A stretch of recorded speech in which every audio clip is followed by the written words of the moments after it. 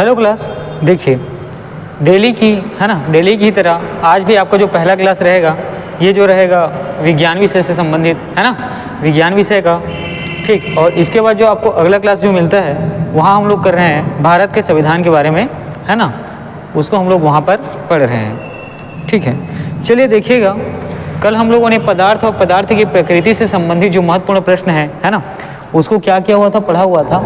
और आज आपका अगला चैप्टर है और आज हम लोग पढ़ेंगे भौतिकी में जो आपका अध्याय होता है ना, नाम क्या है, प्रकाश। ठीक है, प्रकाश।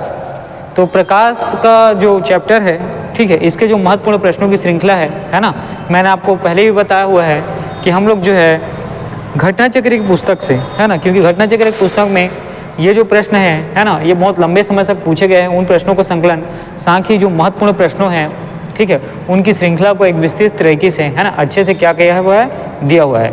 तो हमारा जो सोर्स है आपको याद रखना है कि घटना चक्र की पुस्तक से है ना हम लोग पढ़ रहे हैं किसको, तो जो विज्ञान है ना उसको। साथ ही ये क्लास आपको याद रखना है ना, डेडिकेटेड क्लास है किसको, तो प्रयोगशाला परिचारक के लिए है ना। तो प्रयोगशाला परिचारक का ये जो क्या है, तो डेडिकेटेड क्लास है। और इस क्लास में जो प्रयोगशाला परिचारक से ही, ठीक है, प्रयोगशाला परिचारक के जो महत्वपूर्ण प्रश्नों, ठीक है, प्रयोगशाला परिचारक में जिस तरीके के प्रश्न आपको पेपर में देखने को मिलेंगे है ना, तो जो महत्वपूर्ण प्रश्नों की जो श्रृंखला है, सीरीज है, ठीक है, उसको हम लोग क्या कर रहे हैं, अभी ये वाले क्लास में कंटिन्यू कर रहे हैं। ठीक है, चलिए आगे बढ़ते हैं और देखते हैं जो प्रकाश आपका देखिएगा। ठीक, देखिए आज का जो चैप्टर है याद रखना है वो है प्रकाश। ठीक है, आज का जो आपका टॉपिक है वो है प्रकाश। ठीक है, आज का जो आपका टॉपिक है आपको याद रखना है, ठीक है, टॉपिक है प्रकाश। चलिए अब प्रकाश के जो टॉपिक में हम लोग आगे बढ़ते हैं और देखेंगे आपका पहला प्रश्न। देखिए यहाँ पे पहला प्रश्न दिया हुआ है कि निम्न में से किस विकिरण में है ना ऊर्जा प्रति क्वांटम सर्वाधिक होती है। ठीक, अब आपका ऑप्शन है, ऑप्शन ए देखिए 320 से 420 नैनोमीटर। ठीक है, अगला ऑप्शन है 200 से 280 नैनोमीटर। फिर अगला ऑप्शन है 280 से 320 नैनोमीटर और अगला ऑप्शन है 400 से 600 नैनोमीटर। देखिए आपका प्रश्न है कि किस विकिरण में ऊर्जा प्रति क्वांटम सर्वाधिक होती है। ठीक है, यहाँ पे आप देखेंगे आपका प्रश्न है कि ऊर्जा, ठीक है, प्रति क्वांटम क्या होती है, सर्वाधिक होती है। और किस विकिरण में होती है, तो यहाँ आपका ऑप्शन देखते हैं और ठीक है आपका उत्तर को हम लोग डिसाइड करेंगे। देखिए यहाँ पर आपका ऑप्शन भी जो है सही हो जाएगा और वो होता है 200 से 280 नैनोमीटर। कितना, तो आपको याद रखना है 200 से 280 नैनोमीटर। चलिए देखिए ये आपका पहला प्रश्न है ना, ये जो है आपका पहला प्रश्न है। चलिए आगे बढ़ते हैं और अगला प्रश्न देखते हैं। देखिए अगला प्रश्न है कि सौर विकिरण निम्न में से किस परास में दिखाई देता है। ठीक है, और ऑप्शन है 100 से है ना 400 नैनोमीटर। अगला ऑप्शन है 400 से 700 नैनोमीटर। आपका अगला ऑप्शन है 740 से 10,000 नैनोमीटर और आपका अगला ऑप्शन है उपयुक्त में से कोई नहीं। ठीक है, तो आपका प्रश्न देखिए सौर विकिरण है ना, आपका प्रश्न है कि सौर विकिरण किस परास में दिखाई देता है। ठीक है, सौर विकिरण किस परास में दिखाई देता है। अब देखते हैं आपके ऑप्शन को और वहाँ से हम लोग क्या करेंगे, आपके उत्तर का है ना डिसीजन लेंगे। तो देखिए इसमें आपका उत्तर जो है ऑप्शन बी हो जाएगा 400 से 700 नैनोमीटर। ठीक है, आपका ऑप्शन हो जाएगा 400 से 700 नैनोमीटर।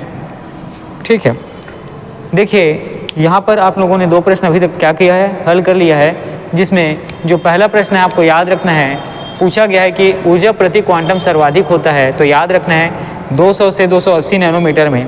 और दूसरा आपका प्रश्न है ना, दूसरा आपका प्रश्न आप ये देख पाते हैं कि सौर विकिरण परास दिखाई देता है, तो आपको याद रखना है 400 से 700 नैनोमीटर में। ठीक है, चलिए आपका अगला प्रश्न है कि दृश्य प्रकाश का धैर्यमान प्रसार कितना होता है, ये आपको बताना है। ऑप्शन ए है 200 से 900 नैनोमीटर के बीच, ऑप्शन बी है 250 से 850 नैनोमीटर के बीच, ऑप्शन 3 है ना, ऑप्शन सी है 300 से 800 नैनोमीटर के बीच, और ऑप्शन डी है 390 से लेके 780 नैनोमीटर के बीच। देखिए यहाँ पर आपको पूछा गया है कि दृश्य प्रकाश का, ठीक है, दृश्य प्रकाश का धैर्यमान कितना होता है। ठीक है, और आपके ऑप्शन में जो आपका ऑप्शन डी है 390 से लेके 780 नैनोमीटर के बीच, यही इसका क्या होगा, आंसर होगा। ठीक है, चलिए आगे बढ़ते हैं और अगला प्रश्न देखते हैं कि दृश्य स्पेक्ट्रम के तरंगदैर्घ्य की सीमा कितनी होती है। ऑप्शन ए है 1300 एंगस्ट्रॉम से लेके 3900 एंगस्ट्रॉम तक, ऑप्शन बी है 3900 एंगस्ट्रॉम से लेके 7600 एंगस्ट्रॉम तक, ऑप्शन सी है 7800 एंगस्ट्रॉम से लेके 8200 एंगस्ट्रॉम तक, और ऑप्शन डी है 8500 एंगस्ट्रॉम से लेकर 9800 एंगस्ट्रॉम तक। आपको आंसर बताना है।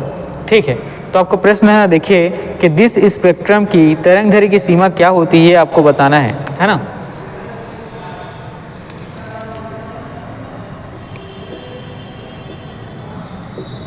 ठीक, दृश्य स्पेक्ट्रम की तरंगदैर्घ्य की सीमा क्या होती है, ठीक है, ये आपको बताना है और याद रखेंगे, है ना।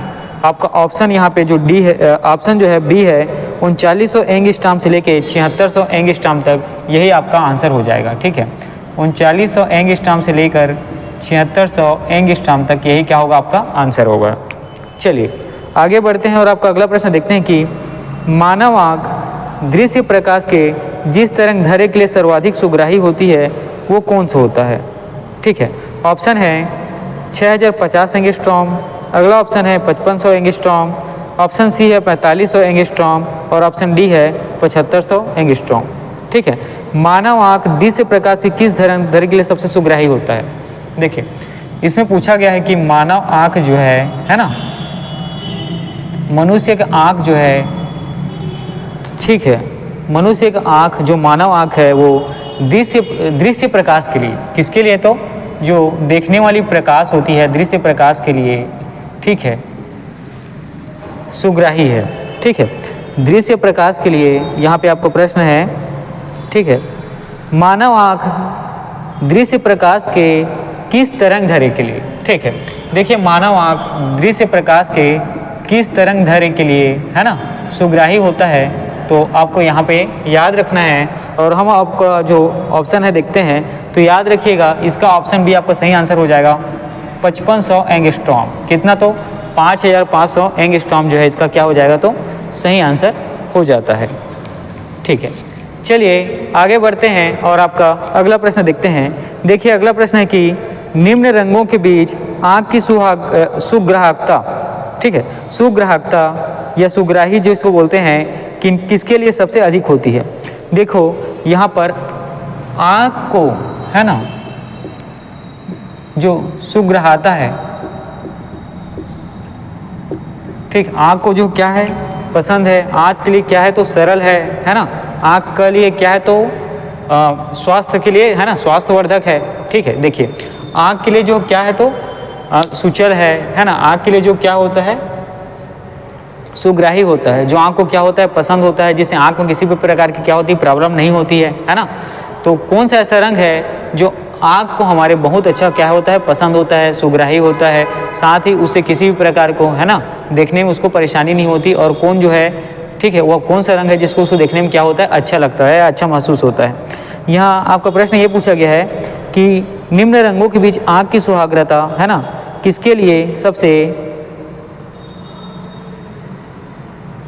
अधिक होती है। ठीक है, तो आँख का जो सुग्राहीपन है कौन से रंग के लिए अधिक होता है ना, कौन से रंग के लिए सबसे अच्छा होता है, कौन से रंग के लिए सबसे बढ़िया तरीके से इसमें होता है, जिसमें आँख में किसी भी प्रकार का डिस्टर्बेंस नहीं होता, जिसमें आँख क्या बहुत ही सुचारू रूप से क्या होता है, उसको देख पाता है। तो आपका ऑप्शन ए है, देखिएगा, लाल एवं हरा रंग, ऑप्शन बी है नारंगी एवं पीला रंग, ऑप्शन सी है हरा एवं नीला रंग, और ऑप्शन डी है पीला और हरा रंग। देखिए तो आपका जो आंसर हो जाएगा ये ऑप्शन डी हो जाएगा, पीला और हरा रंग। ठीक है, पीला और हरा रंग हमारे आँख को क्या होता है, बहुत ही अच्छा लगता है। इससे क्या होती है, आँखों को ठंडक महसूस होती है। ठीक है, और साथ ही अच्छे से क्या होता है, हमारी आँख ये दोनों रंग को क्या कर पाता है ना, देख पाता है बहुत अच्छे से बिना किसी भी प्रकार के, ठीक है, तकलीफ के। चलिए आगे बढ़ते हैं और आपका अगला प्रश्न है, इसमें पूछा गया है कि है ना सही, ठीक है, ये थोड़ा सा कूट का प्रश्न है। देखिएगा पूछा गया है कि कौन सा कथन सही है और साथ ही कौन सा कथन नहीं सही है। इस दोनों चीज़ों को मैं आपको अपोजिट तरीके से बताऊंगा। देखिएगा यहाँ पूछा गया है कि मनुष्य का कान 1000 हर्ट्ज पर सबसे सुग्राही होता है। ठीक, अगला देखिए, सुनने की दृढ़ता जो है 1/10 सेकेंड होती है। उसी प्रकार जो दृष्टि की दृढ़ता है 1/10 सेकेंड होती है। ठीक, चलिए आप यहाँ पे देखेंगे, आपका अगला जो प्रश्न है इसमें पूछा गया है कि निम्नलिखित में से कौन सा सही नहीं है। तो देखिए मनुष्य की आँख लाल रंग के लिए सबसे अधिक सुग्राही होता है, ये आपका ऑप्शन दिया गया है, ये क्या है, सही नहीं है। तो मनुष्य की आँख जो है किस रंग के लिए सबसे अधिक सुग्राही होता है, तो आपको याद रखना है बैगनी। ठीक है, चलिए यहाँ पे जो आपका प्रश्न है ना, ऑप्शन बी जो है क्या होगा, गलत होगा। लेकिन कुछ चीज़ें हैं जो आपको यहाँ पे इस प्रश्न से, है ना, प्रश्न के ऑप्शन से प्राप्त हो रही हैं, उसको आपको याद रखना है। देखिएगा जैसे मनुष्य का जो कान होता है, ठीक है, मनुष्य का कान, ठीक है, 1000 हर्ट्ज पर कितना, तो 1000 हर्ट्ज पर सुनने के लिए सबसे अधिक सुग्राही होता है, याद रखना है। ये क्या होता है, स्टैंडर्ड वैल्यू होता है जिस पर मनुष्य का कान क्या है, बिना किसी तरीके के डिस्टर्बेंस से बहुत अच्छे तरीके से, सुचारू तरीके से, सरल तरीके से, सुलभ तरीके से क्या कर पाता है, सुन पाता है। ठीक, चलिए देखिए उसी प्रकार अगला जो है, देखिएगा इसी में सुनने की दृढ़ता कितने सेकेंड तक होती है, इसके बारे में बताया गया है। ठीक, सुनने की जो दृढ़ता है ना, ये कितने सेकेंड होती है, तो आपको याद रखना है 1/10 सेकेंड। कितना, तो 1/10 सेकेंड तक होती है। ठीक है, सुनने की दृढ़ता जो है कितने सेकेंड तक होती है, तो आपको याद रखना है 1/10 सेकेंड तक। कितना, तो 1/10 सेकेंड तक। चलिए इसी में हम लोग अगला चीज़ देखते हैं, और अगला है दृष्टि की जो दृढ़ता, किसकी, तो आपको याद रखना है दृष्टि की, है ना। अगला आपको याद रखना है जो आँखों की दृष्टि की दृढ़ता है, ये कितना होता है, तो यहाँ पर आप याद रखेंगे 1/16 सेकेंड। कितना, तो 1/16 सेकेंड। ठीक है, यहाँ पर आप लोगों ने 3 चीज़ को देखा कि मनुष्य का कान जो है कितने हर्ट्ज के लिए सुग्राही होता है, तो आपको याद रखना है 100 हर्ट्ज के लिए। ठीक है, साथ ही सुनने की दृढ़ता जो है कितने सेकेंड तक रहती है, तो आपको याद रखना है 1/10 सेकेंड तक। उसी प्रकार देखने की जो दृढ़ता होती है, दृष्टि की जो दृढ़ता होती है, कितने समय तक रहता है, तो आपको याद रखना है 1/16 सेकेंड। चलिए अब आपका अगला प्रश्न की ओर देखते हैं कि प्रकाश विकिरणों की प्रकृति कैसी होती है, ये आपको बताना है। ऑप्शन है तरंग के समान, ऑप्शन बी है कण के समान, ऑप्शन सी है तरंग एवं कण दोनों के समान, और ऑप्शन डी है तरंग एवं कण एवं किसी के समान नहीं। देखिए तो प्रकाश विकिरण की प्रकृति के बारे में प्रश्न आपसे पूछा गया है। ठीक है, प्रकाश विकिरण, ठीक है, इसकी प्रकृति कैसी होती है, तो देखिए ये कण के समान होता है या तरंग के समान, ऐसा प्रश्न पूछा गया है। तो ऑप्शन सी था शायद, वो देखिएगा आप, है ना। तो ये जो है तरंग और कण दोनों के समान होता है। ठीक है, आपको याद रखना है प्रकाश किरण जो है ये दोहरी प्रवृत्ति निभाता है, एक तरंग की और दूसरी कण की। ठीक है, चलिए हम लोग अब आगे बढ़ते हैं और देखेंगे आपका अगला प्रश्न। देखिए अगला प्रश्न है, प्रकाश सीधी रेखा में चलता हुआ प्रतीत होता है, इसका कारण क्या है, आपको बताना है। तो देखिए ऑप्शन पहला है छोटे कणों से बना होता है इसलिए, ऑप्शन बी है प्रकाश का वेग बहुत अधिक है इसलिए, ऑप्शन सी आप देखेंगे कि प्रकाश का तरंग दैर्घ्य बहुत छोटा होता है इसलिए, और ऑप्शन डी है प्रकाश अपने चारों ओर परिवर्तित होता है। ठीक है, तो देखिए आपका प्रश्न है प्रकाश सीधी रेखा में चलता हुआ प्रतीत होता है। ठीक, प्रकाश जो है सीधी रेखा में, ठीक है, प्रकाश जो है सीधी रेखा में चलता हुआ प्रतीत होता है, इसका कारण क्या है आपका। अब हम आपका ऑप्शन देखते हैं, है ना। ऑप्शन का जो उसमें उत्तर आपका आएगा ये आएगा ऑप्शन सी, प्रकाश का तरंग दैर्घ्य बहुत छोटा होता है। ठीक है, प्रकाश का जो है तरंग दैर्घ्य, है ना, क्या होता है, बहुत छोटा होता है। इसी के कारण जो है प्रकाश आपको क्या होता है, सीधे रेखा में चलता हुआ प्रतीत होता है। ठीक है, चलिए आगे बढ़ते हैं, देखते हैं आपका अगला प्रश्न की। अब यहाँ पे पूछा गया है ना, कि निम्नलिखित में से कौन सा कथन सत्य है। ऑप्शन ए है प्रकाश का वेग अधिक होता है, ऑप्शन बी ध्वनि का वेग सबसे अधिक होता है, ऑप्शन सी आकाशीय पिंडों का वेग सबसे अधिक होता है, ऑप्शन डी रॉकेट का वेग सबसे अधिक होता है। तो देखिए आपका प्रश्न पूछा गया है, इसमें ऑप्शन देखते हैं तो इसमें याद रखेंगे कि प्रकाश का वेग जो है अधिक होता है। ऑप्शन ए आपका आंसर हो जाएगा कि प्रकाश का वेग क्या होता है, अधिक होता है। ठीक है, प्रकाश का वेग क्या होता है, तो आपको याद रखना है अधिक होता है। चलिए आगे बढ़ते हैं और अगला प्रश्न देखेंगे कि प्रकाश का शून्यावकाश में वेग अनुमानतः कितना होता है, ये आपसे पूछा गया है। आपका ऑप्शन है 3 × 10⁻10 मीटर प्रति सेकेंड, आपका अगला ऑप्शन है 3 × 10⁸ मीटर प्रति सेकेंड, आपका ऑप्शन सी है 3 × 10⁸ किलोमीटर प्रति सेकेंड, आपका ऑप्शन डी है 3 × 10⁸ प्रकाश वर्ष। ठीक है, देखिए यहाँ पे प्रकाश का जो शून्यावकाश है उसके बारे में क्या किया गया है, आपसे प्रश्न पूछा गया है। ठीक है, तो याद रखेंगे प्रकाश का शून्यावकाश।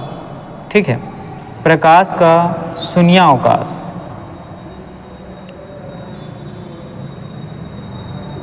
और ये आपके पास ऑप्शन में है ना।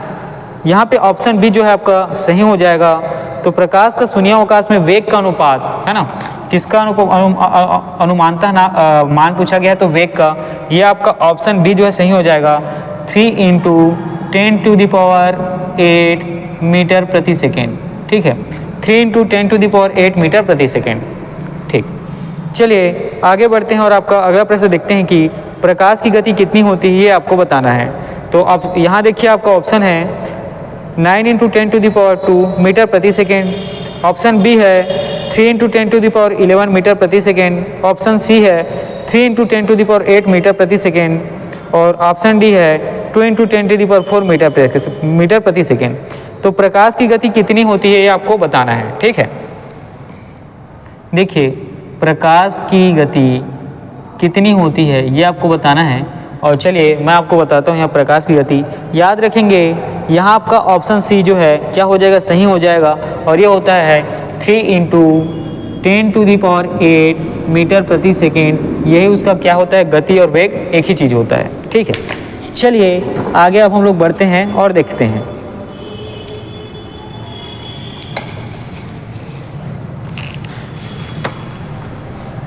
देखिए अगला प्रश्न है कि हवा में प्रकाश की चाल है ना, हवा में प्रकाश की चाल निर्भर करती है। ठीक है, देखिएगा दाब पर, घनत्व पर, या दाब, ताप और घनत्व से स्वतंत्र है, और डी जो है देखने को मिलेगा ऑप्शन ताप पर। देखिए प्रकाश के बारे में कुछ चीज़ें आपको पहले याद रखनी है। प्रकाश कैसा होता है, तो विद्युत चुंबकीय तरंग होता है। ठीक है, प्रकाश क्या होता है, विद्युत चुंबकीय तरंग होता है। इसी कारण जो है क्या करता है, तरंग और कण दोनों की दोहरी भूमिका निभाता है। ठीक है, और साथ ही आप किसी भी माध्यम में प्रकाश का वेग जो है ना, आपको याद रखना है उस माध्यम के प्रकाशिक घनत्व पर निर्भर करता है। किसके पर, तो प्रकाशिक घनत्व पर। ठीक है, लेकिन आपके ऑप्शन यहाँ पे देखेंगे कि दाब पर, घनत्व पर, या दाब, ताप और घनत्व से स्वतंत्र, या ताप पर। चलिए आगे देखते हैं इसी में कि माध्यम के जो भौतिक घनत्व से भिन्न होता है। ठीक है, तो यहाँ पर आपको याद रखना है आपका ऑप्शन जो है बी सही हो जाएगा, और ये किस पे निर्भर करता है, तो घनत्व पर। ठीक, चलिए आगे बढ़ते हैं और आपका अगला प्रश्न देखते हैं कि प्रकाश का वेग अधिकतम होता है। ठीक है, प्रकाश का जो वेग है ना, आपको याद रखना है। ठीक, प्रकाश का वेग जो है अधिकतम होता है। ठीक है, किस पर, ये आपको बताना है। ऑप्शन ए हीरे में, ऑप्शन बी पानी में, ऑप्शन सी निर्वात में, और ऑप्शन डी हाइड्रोजन में। तो प्रकाश का वेग अधिकतम होता है, आपको याद रखना है ऑप्शन सी जो निर्वात है उसी में। ठीक है, किसमें, तो निर्वात में। चलिए आगे बढ़ते हैं और आपका अगला प्रश्न देखते हैं कि प्रकाश की गति अधिकतम होती है, आपको याद रखना है, ये क्वेश्चन क्या हुआ, फिर रिपीट हुआ है, आपको याद रखना है निर्वात में। ठीक है, और प्रकाश की गति किसके बीच से जाते हुए न्यूनतम होती है। ठीक है, प्रकाश की जो गति है कौन से माध्यम से जब वो जाती है तो क्या होता है, बहुत कम होता है, न्यूनतम होता है। आपका ऑप्शन है कांच, ऑप्शन बी है निर्वात, अगला ऑप्शन है जल, और अगला ऑप्शन है वायु।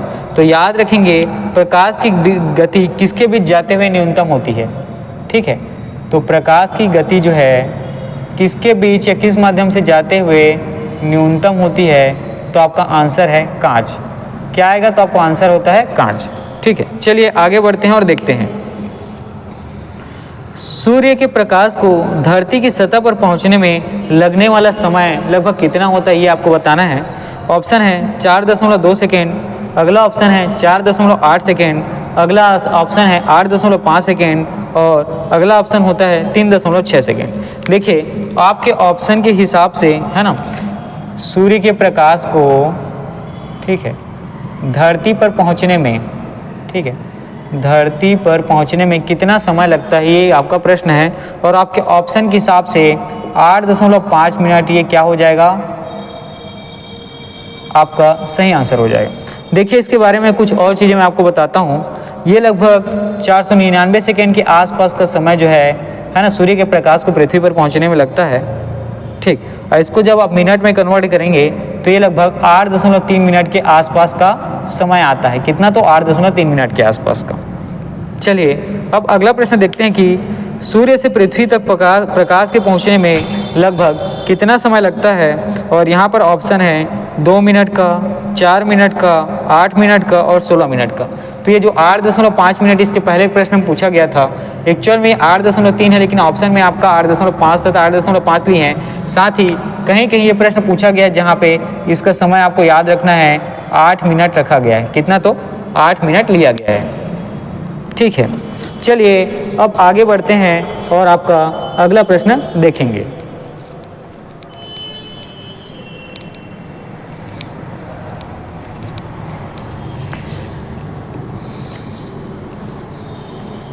चलिए यहाँ पे बोला गया कि सूर्य का प्रकाश धरती पर पहुंचता है कितने मिनट में। तो याद रखिएगा ज़्यादातर जगहों में आपको 8 मिनट देखने को मिलता है। ठीक है, चलिए अगला प्रश्न देखते हैं कि निम्नलिखित में से किसका वेग जो है अधिकतम होता है। और आपके पास ऑप्शन है कास्मिक किरणें, प्रकाश, इलेक्ट्रॉन और पराध्वनिक तरंग। ठीक है, तो इसमें बोला गया है कि वेग अधिकतम किसका होता है, ये आपको बताना है। वेग जो है अधिकतम किसका होता है, ये आपको बताना है। और आपके जितने भी ऑप्शन दिए हुए हैं उस ऑप्शन का जो बी है वो आपको सही हो जाएगा। याद रखेंगे प्रकाश का वेग क्या होता है, अधिकतम होता है। ठीक है, चलिए आगे बढ़ते हैं और अगला प्रश्न देखते हैं। देखिए आपका अगला प्रश्न है, जब प्रकाश एक माध्यम से दूसरे माध्यम में जाता है तो निम्न में से कौन सा या कौन सी चीज़ें जो है नहीं बदलती हैं। और ऑप्शन है ए है वेग या गति, ऑप्शन बी है तरंग दैर्ध्य, ऑप्शन सी है आवृत्ति और ऑप्शन डी होता है अपवर्तनांक। तो देखिए पहले प्रश्न मैं यहाँ पे क्या करता हूँ, राइट डाउन करता हूँ, जिसमें बताया गया कि प्रकाश जो है जब इसके माध्यम में परिवर्तन होता है, ठीक है, जब इसके माध्यम में परिवर्तन होता है तो क्या चीज़ें नहीं बदलती। तो याद रखेंगे प्रकाश की आवृत्ति में किसी भी प्रकार का परिवर्तन नहीं होता है। ठीक है, प्रकाश की जो आवृत्ति होती है उसमें किसी भी प्रकार का परिवर्तन आपको देखने को नहीं मिलता है। ठीक है, चलिए आगे बढ़ते हैं और अगला प्रश्न देखते हैं। देखिए अगला प्रश्न है, प्रकाश तरंगों के वायु से, है ना, कांच में जाने पर जो चीज़ें प्रभावित होती हैं उसको आपको प्रश्न में पूछा गया है। ऑप्शन है तरंग दैर्ध्य, आवृत्ति और वेग। अगला ऑप्शन है वेग और आवृत्ति। आपका ऑप्शन सी है तरंग दैर्ध्य और आवृत्ति और आपका ऑप्शन डी है तरंग दैर्ध्य और वेग। देखिए यहाँ पे पूछा गया है जब प्रकाश जो है ना, वायु से कांच में प्रवेश करती है, ठीक, वायु से कांच में प्रवेश करती है तो उसके किन चीज़ों में परिवर्तन होता है। तो याद रखेंगे आपका ऑप्शन डी जो है यहाँ पे सही आंसर होगा और वो होगा तरंग दैर्ध्य और वेग। क्या हो जाएगा, तरंग दैर्ध्य और वेग। ठीक है, तरंग दैर्ध्य और वेग इन दोनों में क्या होता है, जब प्रकाश की किरणें जो है वायु माध्यम से लेके, है ना, कांच के माध्यम में प्रवेश करती है तो उसके तरंग दैर्ध्य और वेग में आपको बदलाव देखने को मिलता है।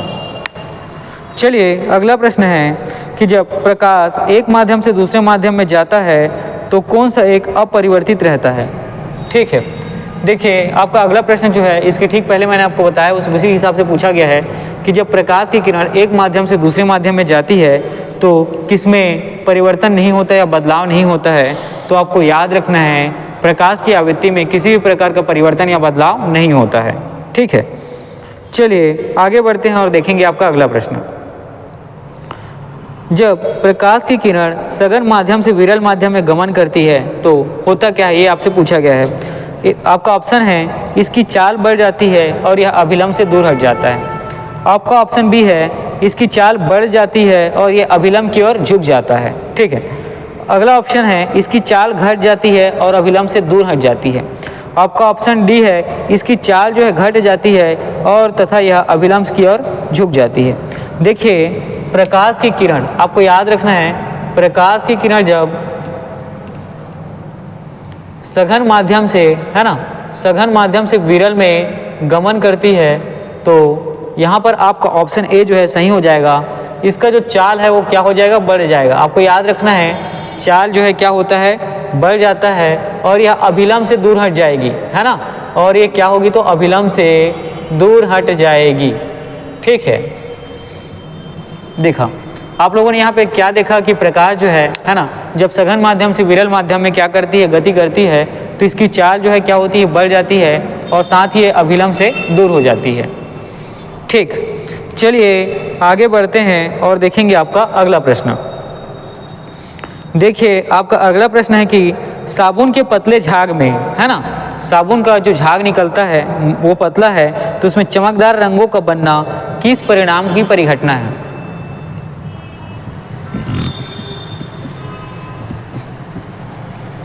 ठीक है। देखिए आपका प्रश्न जो है कि साबुन में जब झाग बनता है ना, साबुन का जब आप इस्तेमाल करते हैं तो उसमें जो झाग बनता है तो उसमें जो रंगें दिखती हैं वो किस कारण से दिखती हैं, उसका कारण क्या होता है, ये आपसे प्रश्न में पूछा गया है।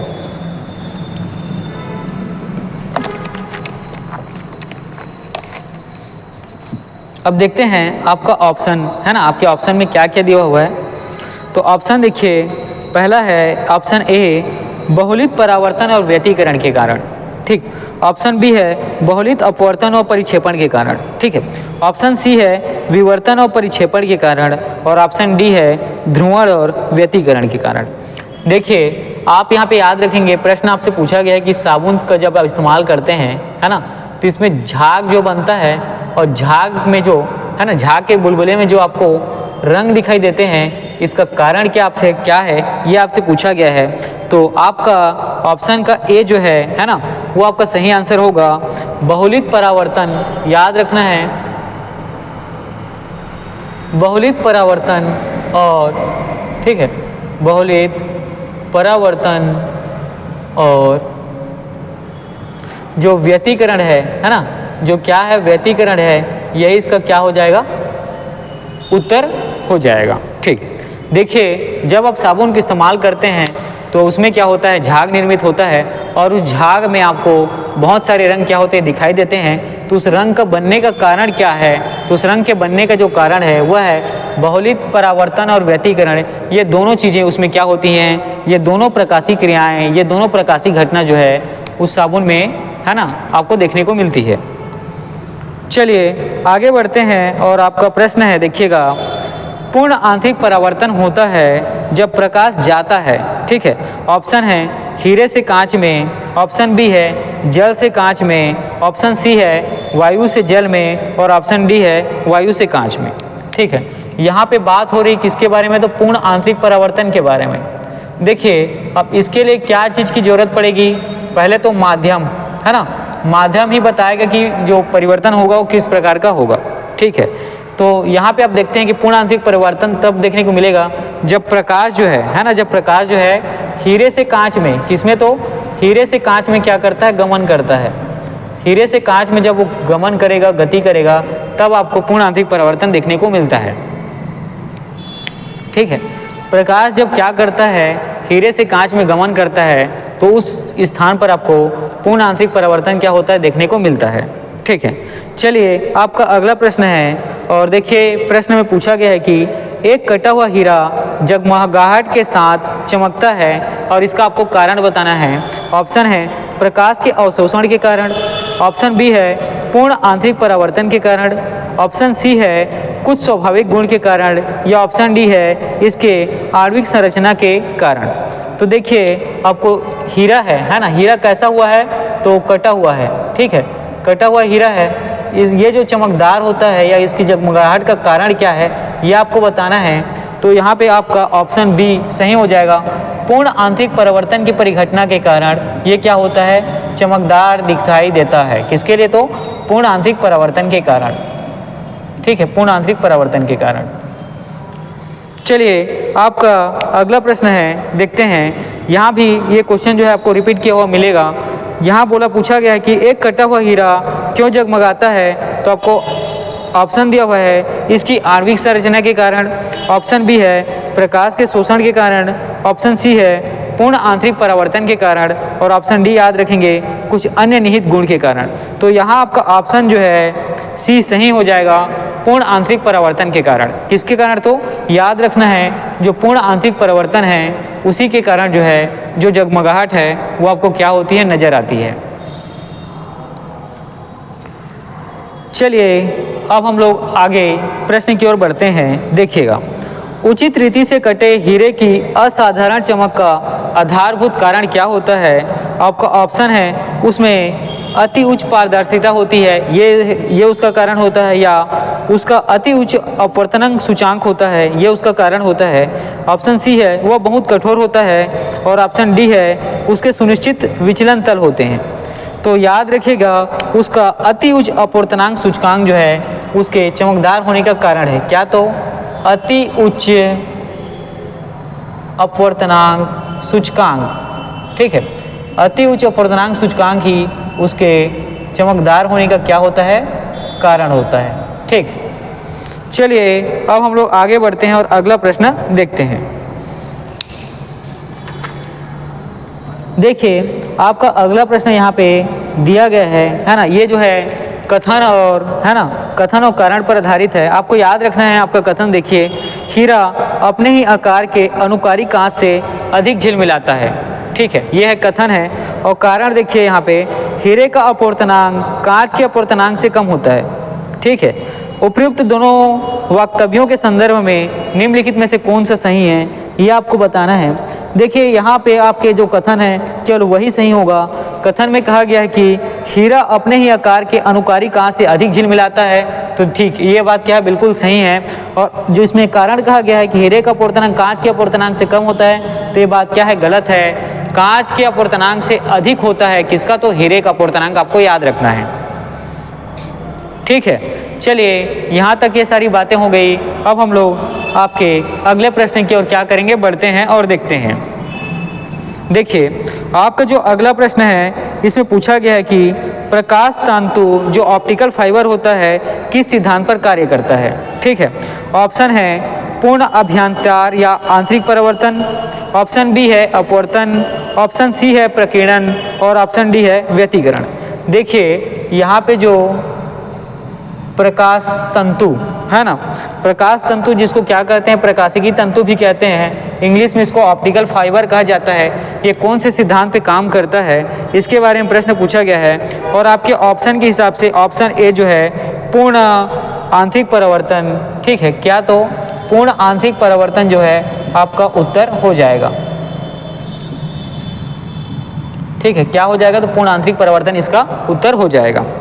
चलिए आगे बढ़ते हैं और आपका अगला प्रश्न देखते हैं कि प्रकाश ऊर्जा का ऑप्टिकल फाइबर में संचरण निम्नांकित घटना के अनुप्रयोग द्वारा किया जाता है। ऑप्शन ए है पूर्ण आंतरिक परिवर्तन, ऑप्शन बी है विवर्तन, ऑप्शन सी आपको देखने को मिलेगा प्रकीर्णन, और ऑप्शन डी होता है अपवर्तन। ठीक है, तो प्रकाश ऊर्जा का ऑप्टिकल फाइबर में संचरण। ठीक है, देखिएगा यहाँ पे जो आपका प्रश्न है, प्रकाश ऊर्जा का जो ऑप्टिकल फाइबर जिसको प्रकाशी तंतु हम लोग कहते हैं, इसमें जो संचरण होता है उसका कारण क्या है? तो आपको याद रखना है पूर्ण आंतरिक परिवर्तन। ठीक है, टोटल इंटरनल रिफ्लेक्शन। क्या? तो टोटल इंटरनल रिफ्लेक्शन, जिसको आप हिंदी में कहते हैं पूर्ण आंतरिक परिवर्तन, जिसको आप हिंदी में क्या कहते हैं? तो पूर्ण आंतरिक परिवर्तन आपको याद रखना है। ठीक है, चलिए आगे बढ़ते हैं और आपका अगला प्रश्न देखते हैं कि निम्नलिखित में से किस परिघटना का उपयोग ऑप्टिकल फाइबर में किया जाता है। ऑप्शन ए है व्यतिकरण, ऑप्शन बी है अपवर्तन, ऑप्शन सी देखिएगा पूर्ण आंतरिक परावर्तन और ऑप्शन डी होता है ध्रुवण। तो देखिए आपका जो उत्तर हो जाएगा ये हो जाएगा ऑप्शन सी, और ऑप्शन सी में लिखा गया है पूर्ण आंतरिक परावर्तन। ऑप्शन सी में क्या दिया गया है तो आपको याद रखना है पूर्ण आंतरिक परावर्तन। चलिए आगे बढ़ते हैं और आपका अगला प्रश्न देखते हैं। आपका अगला प्रश्न है तंतु प्रकाशिकी संचार में संकेत किस रूप में प्रवाहित होता है, ये आपको बताना है। ठीक है, ऑप्शन ए है प्रकाश तरंग के रूप में, ऑप्शन बी है रेडियो तरंग के रूप में, ऑप्शन सी सूक्ष्म तरंग के रूप में और ऑप्शन डी जो है विद्युत तरंग के रूप में। देखिएगा आपका प्रश्न है कि तंतु प्रकाशिकी संचार, ठीक है, क्या होता है तंतु प्रकाशिकी संचार। ठीक है, तंतु प्रकाशिकी संचार किस रूप में प्रवाहित होती है, इसमें जो है ऊर्जा किस रूप में प्रवाहित होती है, ये आपसे प्रश्न पूछा गया है। और ऑप्शन आपका ए जो है सही होगा, प्रकाश ऊर्जा के रूप में। किसमें तो प्रकाश ऊर्जा के रूप में ये क्या होता है प्रवाहित होता है, आपको याद रखना है। ठीक है, किस रूप में तो प्रकाश ऊर्जा के रूप में। ठीक है, चलिए आगे बढ़ते हैं और आपका प्रश्न देखते हैं। देखिए यहाँ पे आपका प्रश्न जो है कूट मिलान से संबंधित है। ठीक है, तो इसमें क्या करने के लिए गया है कहा गया है तो विचार कीजिएगा। ठीक है, पहला है तंतु प्रकाशिकी पूर्ण आंतरिक परावर्तन सिद्धांत पर आधारित है। ठीक है, ऑप्शन 2 है प्रकाशिकी तंतु संचार तंत्र में ऊर्जा उपभोग अत्यधिक कम होता है। कि सही है कि नहीं ये आप मुझे बताएंगे। ऑप्शन 3 है प्रकाशिकी तंतु संचार रेडियो आवृत्ति अवरोध से मुक्त होता है। और ऑप्शन 4 आपको देखने को मिलेगा प्रकाश भारत में प्रकाशिकी तंतु के निर्माण में रिलायंस उद्योग समूह सन्नद्ध है। ठीक है, देखिए यहाँ पर मैं आपको कुछ चीज़ें बताता हूँ। देखिए प्रकाशिकी तंतु पूर्ण आंतरिक परिवर्तन सिद्धांत पर आधारित होता है, इसके बारे में हम लोगों ने लगभग 3 से 4 प्रश्न भी कर लिए हैं। ठीक है, तो इसके बारे में ज़्यादा कुछ मुझे बताने की आपको जरूरत नहीं पड़ेगी। ऑप्शन 2 है, ठीक है, ऑप्शन 2 जो है प्रकाशिकी तंतु संचार तंत्र में ऊर्जा उपभोग अत्यधिक कम करती है। जी हाँ, वो ऊर्जा उपभोग अत्यधिक कम करती है, इसीलिए इसका क्या किया जाता है अधिक संख्या में भारी मात्रा में इस्तेमाल किया जाता है। इसके साथ आपका अगला ऑप्शन है प्रकाशी तंतु संचार रेडियो आवृत्ति अवरोध से मुक्त होता है। हाँ, वो क्या होता है रेडियो आवृत्ति अवरोध से मुक्त होता है, क्योंकि उसकी जगह हम लोग प्रकाश ऊर्जा का उपयोग करते हैं, है ना, और वो सुचारू रूप से चलते रहे, किसी भी प्रकार का ज़्यादा बड़ा डिस्टर्बेंस उसमें ना हो। इस कारण से क्या किया जाता है रेडियो तरंग के स्थान पर जो प्रकाश तरंग है, प्रकाश ऊर्जा है, उसका उपयोग किया जाता है। ठीक है, चलिए आगे बढ़ते हैं और देखते हैं आपका अगला प्रश्न कि मरीजों के पेट के अंदर का परीक्षण करने के लिए, जांच करने के लिए डॉक्टरों के द्वारा प्रयुक्त जो एंडोस्कोप है, वो एंडोस्कोप जो यंत्र होता है वो किस सिद्धांत पर कार्य करता है, ये आपसे पूछा गया है। और ऑप्शन ए है प्रकाश का परावर्तन, ऑप्शन बी है प्रकाश का प्रकीर्णन, ऑप्शन सी है प्रकाश का अपवर्तन और ऑप्शन डी जो है प्रकाश का सकल आंतरिक परावर्तन। ठीक है, तो यहाँ आपका जो उत्तर होगा वो आपको है ऑप्शन डी, जिसमें बताया गया है कि प्रकाश का सकल आंतरिक परावर्तन जो है ये क्या होता है जो एंडोस्कोप होता है। ठीक है, चलिए अब आपके क्लास को एक्चुअल में क्या थोड़ा सा टेक्निकल डिस्टर्बेंस आ गया था। ठीक है, तो ये चीज़ें क्या होती हैं इलेक्ट्रॉनिक चीज़ें, ये सब होती रहेंगी। ठीक है, हम लोग देखिए आपका जो लास्ट प्रश्न था इसमें कहा गया था कि तंतु प्रकाशिकी संचार, ठीक है, किसके बारे में आपका प्रश्न था। देखिए आपका जो यहाँ पे प्रश्न पूछा गया था, ठीक है, हाँ देखिएगा हम लोग यहाँ पर थे कि आप, है ना, किसी व्यक्ति को अगर पेट से संबंधित किसी भी प्रकार की परेशानी हो, ठीक है, किसी भी प्रकार की मतलब जैसे दर्द हो या आंतरिक किसी भी प्रकार की परेशानी हो, तो क्या करते हैं वो डॉक्टर के पास जाते हैं और डॉक्टर के द्वारा उनको, है ना, कुछ बेसिक ट्रीटमेंट करने के बाद, ठीक है, उनके पेट का जो, है ना, पेट के अंदर की चीज़ों की समस्या का जांच करने के लिए, परीक्षण करने के लिए उनको, है ना, एंडोस्कोप यंत्र के माध्यम से क्या करते हैं जांच करते हैं। तो जो एंडोस्कोप होता है वह कौन से सिद्धांत पर कार्य करता है ये आपको पूछा गया था, तो आपको याद रखना है प्रकाश का सकल आंतरिक परावर्तन। ठीक है, प्रकाश का क्या तो सकल आंतरिक परावर्तन के पर ये क्या होता है कार्य करता है। चलिए यहाँ आप देखते हैं कि मरीज के पेट, है ना, देखिएगा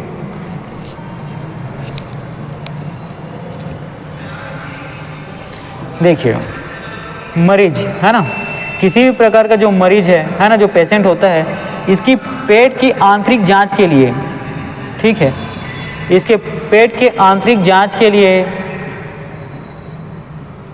जिस एंडोस्कोप का इस्तेमाल किया जाता है, ये किस पर आधारित होता है, किस सिद्धांत के अनुसार ये काम करता है, तो आपको याद रखना है ऑप्शन डी आपका सही हो जाएगा, प्रकाश का सकल आंतरिक परावर्तन। ठीक है, प्रकाश का सकल आंतरिक परावर्तन, ठीक है, प्रकाश का सकल आंतरिक परावर्तन। ठीक है, चलिए आगे बढ़ते हैं और आपका अगला प्रश्न हम लोग देखते हैं। ठीक है, देखिए आपका जो अगला प्रश्न है इसमें पूछा गया है कि डॉक्टरों द्वारा मरीजों के उदर मतलब पेट के अंदर के परीक्षण एंडोस्कोप द्वारा किया जाता है, जो किस सिद्धांत पर कार्य करता है, तो आपको याद रखना है प्रकाश का सकल आंतरिक परावर्तन। ये प्रश्न जो है आपको रिपीट हुआ दोबारा मिलता है। ठीक है, चलिए आगे बढ़ते हैं और आपका अगला प्रश्न हम लोग देखते हैं। देखिए अगला प्रश्न पूछा गया है कि जो मृगम ऋचिका का कारण होता है ना, जो मृग ऋचिका मतलब जो मिराज होता है, ठीक है, जो मृगम ऋचिका का कारण क्या होता है, ये आपको प्रश्न पूछा गया है। जो मिराज आपको दिखने को मिलता है, इसको जिसको हम लोग दृष्टि भ्रम के नाम से जानते हैं, क्या तो दृष्टि भ्रम के नाम से जानते हैं। देखिए जो मृगम ऋचिका का कारण क्या है, ऑप्शन ए है प्रकाश का व्यतिकरण, ऑप्शन बी है प्रकाश का विवर्तन, ऑप्शन सी है प्रकाश का ध्रुवण और ऑप्शन डी है प्रकाश का पूर्ण आंतरिक परावर्तन। देखिए मृगम ऋचिका, ठीक, मृगम ऋचिका जिसको हम लोग इंग्लिश में मिराज या, है ना, इंग्लिश में मिराज और साथ ही दृष्टि भ्रम की, है ना, समस्या कहते हैं या घटना कहते हैं। इसका कारण क्या होता है, तो आपका ऑप्शन डी जो है सही आंसर हो जाएगा, प्रकाश का पूर्ण आंतरिक परावर्तन। क्या तो प्रकाश का पूर्ण आंतरिक परावर्तन ही इसका प्रमुख कारण होता है। ठीक है, प्रकाश का पूर्ण आंतरिक परावर्तन ही इसका क्या होता है, प्रमुख कारण होता है, आपको याद रखना है। ठीक है, प्रकाश का पूर्ण आंतरिक परावर्तन। चलिए आगे बढ़ते हैं और अब हम अगला प्रश्न देखते हैं। ठीक है, देखिए आपका जो अगला प्रश्न है यहाँ पर आप देखेंगे कि जो मरीचिका या मिराज बनता है, इसका कारण क्या होता है, ये आपको बताना है। तो इसका कारण होता है कुल आंतरिक परावर्तन। क्या तो कुल आंतरिक परावर्तन। ठीक है, अगला देखिए निम्नलिखित प्राकृतिक तथ्यों पर विचार करने के लिए कहा गया है। ऑप्शन ए है स्थलीतापन, ऑप्शन बी है प्रकाश का परावर्तन, ऑप्शन सी है प्रकाश का अपवर्तन और ऑप्शन डी है प्रकाश का विवर्तन। इसमें आपका जो उत्तर आएगा वो आंसर सी हो जाएगा, जिसमें प्रकाश का परावर्तन और प्रकाश का अपवर्तन दोनों ही चीज़ें शामिल होती हैं। ठीक, चलिए आगे बढ़ते हैं और आपका अगला प्रश्न देखते हैं कि निम्नलिखित में कौन अन्य तीनों की तुलना में ज़्यादा सूर्य की रोशनी को परावर्तित करता है। ठीक है, ऑप्शन है रेत का रेगिस्तान, ऑप्शन बी है धान की खेती की भूमि, ऑप्शन सी है ताज़ा बर्फ से ढकी भूमि और ऑप्शन डी है प्रेरी भूमि समशीतोष्ण। देखिए सूर्य की रोशनी को, ठीक है, सूर्य की रोशनी को ज़्यादा कौन परावर्तित करता है, इसके बारे में आपसे प्रश्न पूछा गया है और जो ऑप्शन है उसके हिसाब से आपका आंसर जो है सी ताज़ा बर्फ से ढकी भूमि आ जाएगा। ठीक है, ताज़ा बर्फ से ढकी हुई भूमि इसका, है ना, उत्तर होगा। और साथ में चलिए इसमें कुछ अन्य चीज़ें भी हम लोग जान लेते हैं। आपको याद रखना है ये जो ताज़ा बर्फ की ढकी भूमि है, ये लगभग 80 से 85%, है ना, ये क्या करती है, प्रकाश की रोशनी को परावर्तित कर देती है।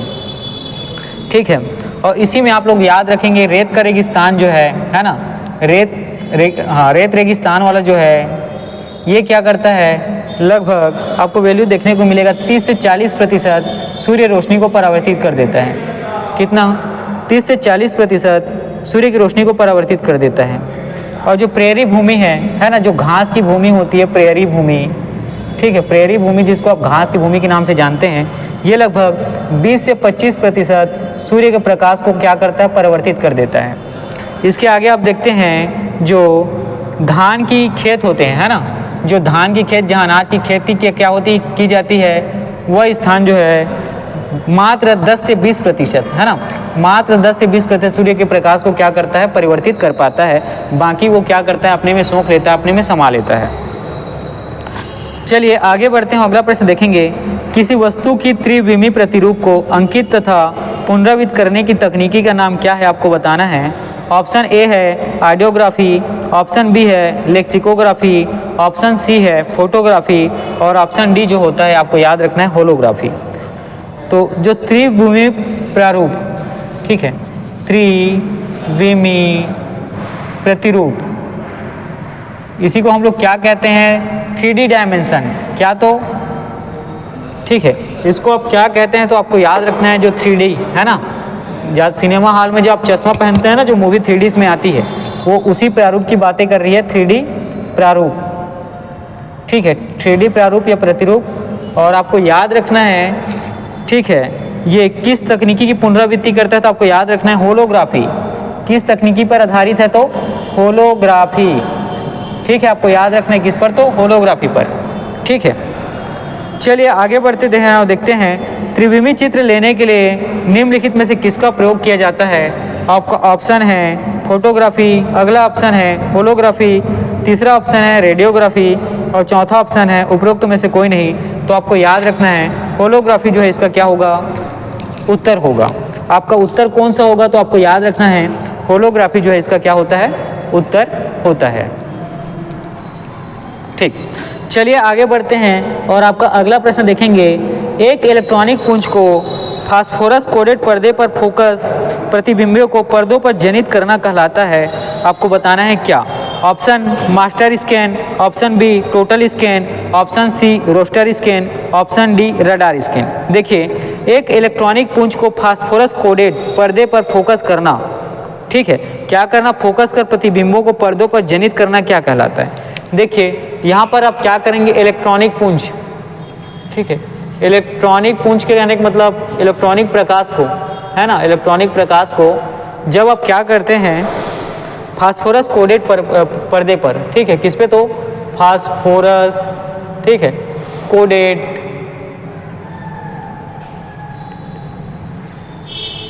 पर्दे पर, है ना, क्या करते हैं, डालते हैं, ठीक है, उस पर क्या करते हैं, प्रवाहित करवाते हैं। तो इसके द्वारा पर्दे पर जो प्रतिबिंब जनित होता है, ठीक है, तो इसके द्वारा पर्दे पर जो प्रतिबिंब बनता है, ठीक है, जो प्रतिबिंब बनता है उसी के बारे में आपको प्रश्न पूछा गया है। देखिए ऑप्शन जो है यहाँ पे आपका सी, जो रोस्टर स्कैन है, ये सही हो जाएगा। क्या हो जाएगा, रोस्टर स्कैन जो है क्या होता है, सही हो जाएगा। देखिए आप लोगों ने यहाँ पे क्या किया, जो इलेक्ट्रॉनिक पुंज है, प्रकाश किरण है, उसको आप लोगों ने क्या किया, जो फास्फोरस कोडेड, है ना, पर्दे होते हैं, उस पर्दे पर क्या किया, प्रतिबिंबित किया। और वहाँ आपको क्या चीज़ देखने को मिलता है, ठीक, वहाँ जो प्रतिबिंब फिर आपको पर्दे में जनित होता है वो कैसा बनता है, तो आपको याद रखना है रोस्टर स्कैन। कैसा, तो रोस्टर स्कैन। देखिए आपका अगला प्रश्न है कि रमन प्रभाव का प्रकाश की उन किरणों से संबंध है जो आर पर जाती है। ऑप्शन ए है केवल द्रवों के, ऑप्शन बी है केवल प्रिज्मों के, ऑप्शन सी है केवल हीरों के और ऑप्शन डी जो होता है वह है सभी पारदर्शी माध्यम के। ठीक है, तो देखिए रमन प्रभाव के बारे में पूछा गया है ना, किसके बारे में, तो रमन प्रभाव। ठीक है, रमन प्रभाव में आपको देखने को मिलता है कि प्रकाश की किरणों का संबंध किससे होता है, ये पूछा गया है। ठीक, रमन प्रभाव में किरणों के संबंध के, है ना, बारे में पूछा गया है। तो यहाँ पर आपका ऑप्शन जो है डी सही हो जाएगा, सभी पारदर्शी माध्यम के। ऑप्शन डी जो सही हो जाएगा, सभी पारदर्शी माध्यम के। ठीक है, सभी पारदर्शी माध्यम के। चलिए आगे बढ़ते हैं और आपका अगला प्रश्न देखते हैं, जिसमें आपका अगला प्रश्न है ध्वनि के पुनरुत्पाद, है ना, रिप्रोड्यूसिंग के लिए एक CD compact disc audio player में प्रयुक्त होता है। ठीक, देखिए ध्वनि के क्या करने के लिए, पुनरुत्पादन के लिए, रिप्रोड्यूसिंग के लिए एक कॉम्पैक्ट डिस्क में जो ऑडियो प्लेयर है वो किस में प्रयुक्त होता है, आपको बताना है। Option A quartz crystal, option 2 titanium needle, option C laser beam और ऑप्शन डी है बेरियम टाइटेनिक सेरेमिक। ठीक है, तो याद रखेंगे ध्वनि के पुनरुत्पादन, ठीक है, ध्वनि के पुनरुत्पादन के में आप याद रखेंगे, है ना, ध्वनि के, ठीक है, पुनरुत्पादन में आप याद रखेंगे ये किसके या किस में प्रयुक्त होता है, तो आपका आंसर होगा ऑप्शन जो है सी, लेज़र बीम। किस में, तो याद रखना है लेज़र बीम में, ठीक है, किस में, तो आपको याद रखना है लेज़र बीम में। चलिए आगे बढ़ते हैं और आपका अगला प्रश्न देखते हैं, ठीक है, ठीक है, ठीक है। आपका अगला प्रश्न है, जब एक सीडी, है ना, ऑडियो या वीडियो प्रणाली में प्रयुक्त होने वाली कॉम्पैक्ट डिस्क सूर्य की प्रकाश में देखी जाती है तो इंद्रधनु के समान रंग दिखाई पड़ता है और इसकी व्याख्या की जाती है, ठीक है।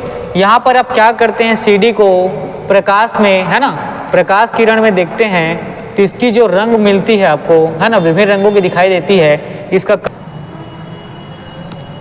चलिए हम यहाँ पे देख रहे थे, है ना, सीडी में जब आप सीडी को, है ना, जो कॉम्पैक्ट डिस्क का होता है, ठीक है, उसको आप क्या करते हैं, प्रकाश के सामने रखते हैं तो उसमें जो है आपको अलग अलग प्रकार की रंगें दिखाई देती है। इसका कारण क्या है ये आपको बताना है।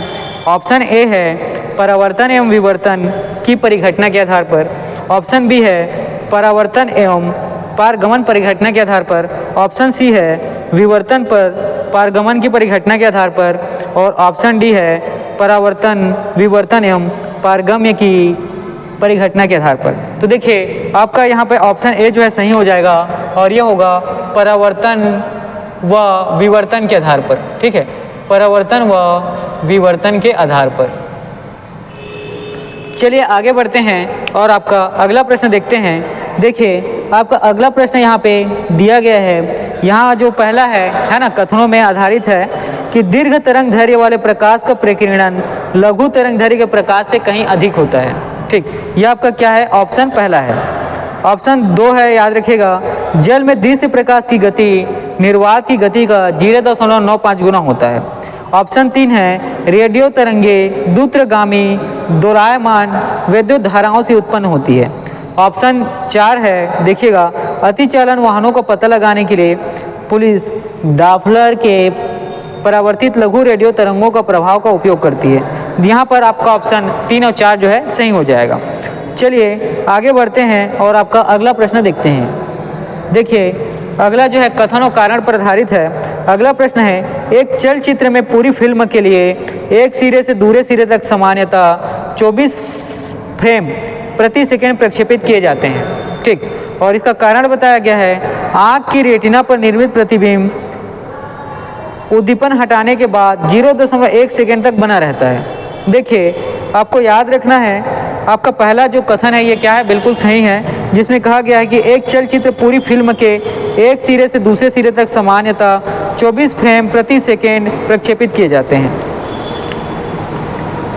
फिल्म जो है आपको याद रखना है, एक सिरे से, है ना, एक सिरे से दूसरे सिरे तक ये आपको कितना देखने को मिलता है, तो ये रहता है 24 फ्रेम। कितना, 24 फ्रेम, ठीक है, 24 फ्रेम प्रति सेकेंड, 24 फ्रेम प्रति सेकेंड। साथ ही आपको जो अगला ऑप्शन है कि आँख की रेटिना पर निर्मित प्रतिबिंब उद्दीपन के बाद हटाने पर 0.1 सेकेंड तक बना रहता है। देखिए यहाँ पे आँख के रेटिना पर, ठीक है, आँख के रेटिना पर जो बना प्रतिबिंब है, इसके बारे में मैंने कल आपको बताया था और आज की क्लास में ही स्टार्टिंग में इसके बारे में हम लोगों ने डिस्कस किया था। ये होता है 1/16 सेकेंड तक क्या होता है, बना रहता है। कितना, तो 1/16 सेकेंड तक ये क्या होता है, आपकी आंखों में इसका प्रतिबिंब बना रहता है, ठीक है। चलिए आगे बढ़ते हैं और आपका प्रश्न देखते हैं कि दूरदर्शन के रक्षित, है ना, एक निश्चित दूरी के बाद नहीं मिल सकते क्योंकि इसका ऑप्शन ए है संकेत दुर्बल है।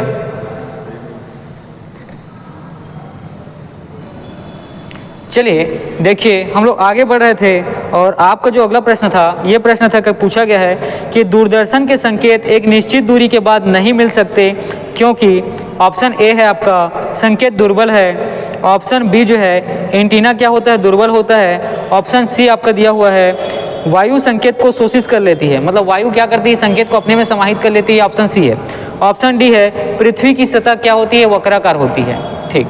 तो देखिए दूरदर्शन आपको याद रखना है ना, दूरदर्शन आप देखते हैं चैनल, इसके जो सिग्नल मिलते हैं, जो संकेत मिलते हैं, इसकी लिमिट के बारे में पूछा गया है कि ये क्या होती है, एक निश्चित दूरी के बाद नहीं मिल पाती है, उसका कारण क्या होता है। देखिए याद रखना है कि पृथ्वी कैसी है तो वक्राकार है, पृथ्वी कैसी है, वक्राकार है। जब इसका सिग्नल क्या है, एक रेखीय दिशा में चलते रहता है, ठीक है। और देखिए सिग्नल जो है क्या होता है, एक रेखीय दिशा में इस तरीके से चलता है, लेकिन पृथ्वी क्या है, वक्राकार है। मान लीजिए इस दिशा में चल रहा है तो इसके बाद क्या होगा, वो नीचे की नहीं आएगा, ठीक। वो क्या करेगा, डायरेक्ट सीधी निकल जाएगा। वो क्या हो जाएगा, पृथ्वी के वक्राकार से क्षेत्र से होते हुए सीधे आगे निकल जाएगा, ठीक है, सीधे आगे निकल जाएगा, ठीक है। चलिए आगे बढ़ते हैं और देखते हैं अगला प्रश्न। देखिए अगला प्रश्न है कि मनुष्य की आंख में प्रकाश तरंगे किस स्थान पर स्नायु उद्योगों में परिवर्तित होती है, ठीक है। आपका प्रश्न देखिए कि मनुष्य की आंख में प्रकाश तरंगे किस स्थान पर स्नायु उद्योगों में, है ना, क्या होती है, परिवर्तित होती है।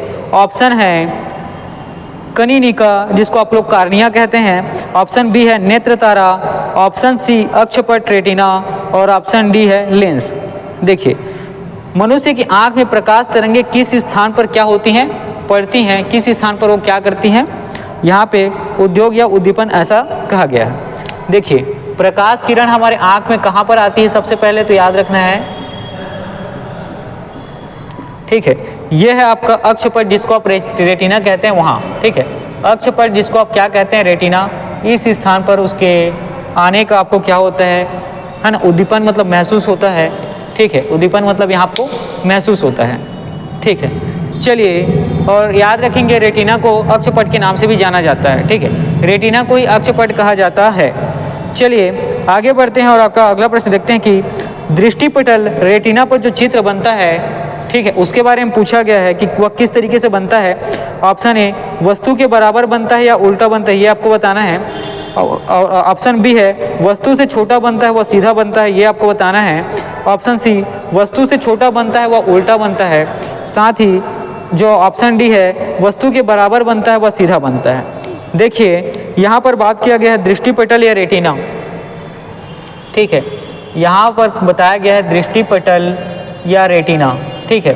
दृष्टिपटल या रेटिना में जो चित्र बनता है वो किस तरीके का होता है, तो याद रखना वस्तु से छोटा होता है ना, जो एक्चुअल में जो वस्तु होती है उससे क्या होता है, छोटा होता है। और साथ ही ये कैसा बनता है, उल्टा बनता है, क्या होता है, सीधा नहीं बनता बल्कि उल्टा बनता है।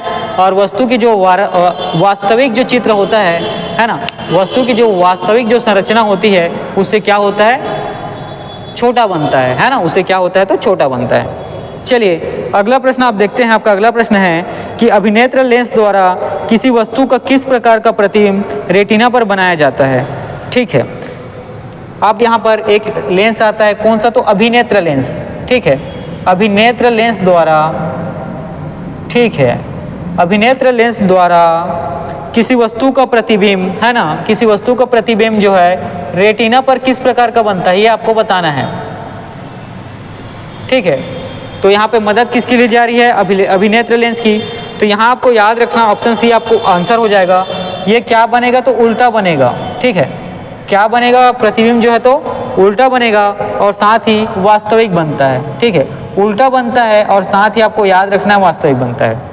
देखिए दृष्टिपटल या रेटिना पर जब किसी वस्तु की चित्र आती है तो कैसा होता है, वस्तु से छोटा होता है और क्या होता है, उल्टा होता है। लेकिन अभिनेत्र लेंस पर प्रतिबिंबित करने पर रेटिना पर जो चित्र बनती है वो उल्टा बनता है और याद रखेंगे वास्तविक बनता है, ठीक है। चलिए आपका अगला प्रश्न है, क्या मुख्य कारण है कि एक आंख की अपेक्षा दोनों आंखों का होना ज़्यादा अधिक उपयुक्त होता है।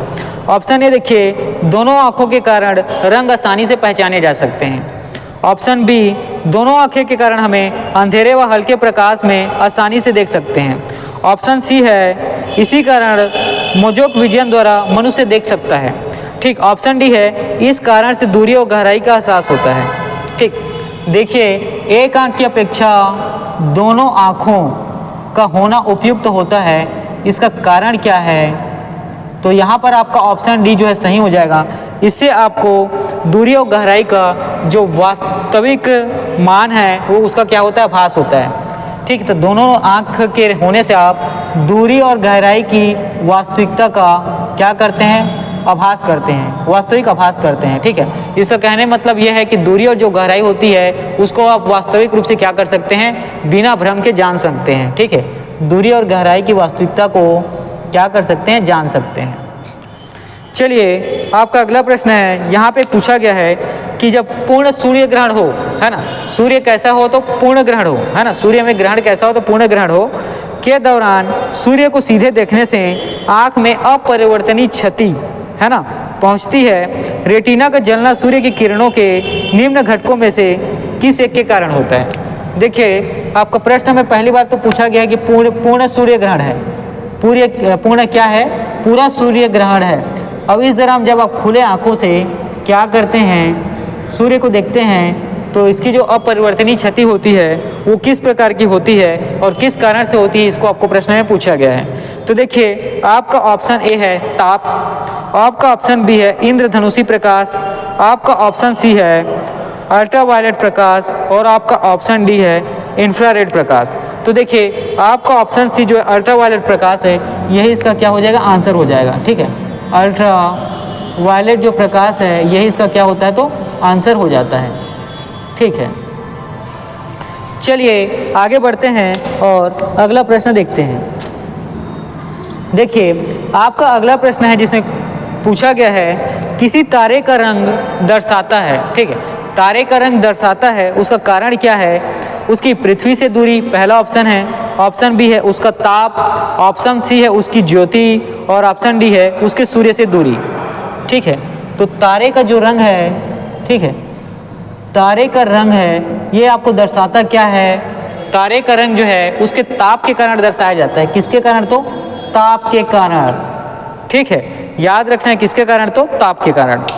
चलिए आगे बढ़ते हैं और आपका अगला प्रश्न देखते हैं कि वायुमंडल में प्रकाश के विसरण का कारण क्या है। तो ऑप्शन है आपका कार्बन डाइऑक्साइड, ऑप्शन बी है धूल कण, ऑप्शन डी सी है हीलियम और ऑप्शन डी है जल वाष्प। ठीक है, देखिए वायुमंडल में प्रकाश आपको जो छितिर बिथिर रखती है, वायुमंडल में प्रकाश किरण जो है आपको, ठीक है, प्रकाश का किरण जो है फैली हुई लगती है ना, उसका कारण क्या है, तो आपको याद रखेंगे धूल कण।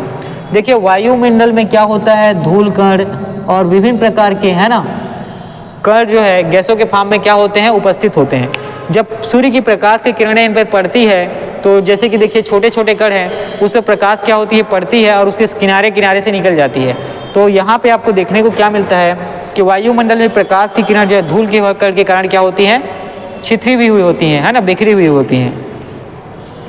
चलिए अगला प्रश्न देखिएगा कि वातावरण में प्रकाश का विसरण निम्नलिखित में से किसके वजह से होता है। तो आपको याद रखना है जो धूल कण होते हैं वही जो है उसके विसरण का प्रमुख कारण होते हैं। चलिए देखिए आपका अगला प्रश्न है कि प्रकाश का रंग निर्धारित होता है, इसके पीछे कारण क्या है। तो ऑप्शन ए है आयाम से, ऑप्शन बी है तरंग दैर्ध्य से, ऑप्शन सी तीव्रता से और ऑप्शन डी वेग से। देखिए यहाँ पे प्रकाश के रंग के बारे में पूछा गया, किसके बारे में, तो प्रकाश के रंग के बारे में।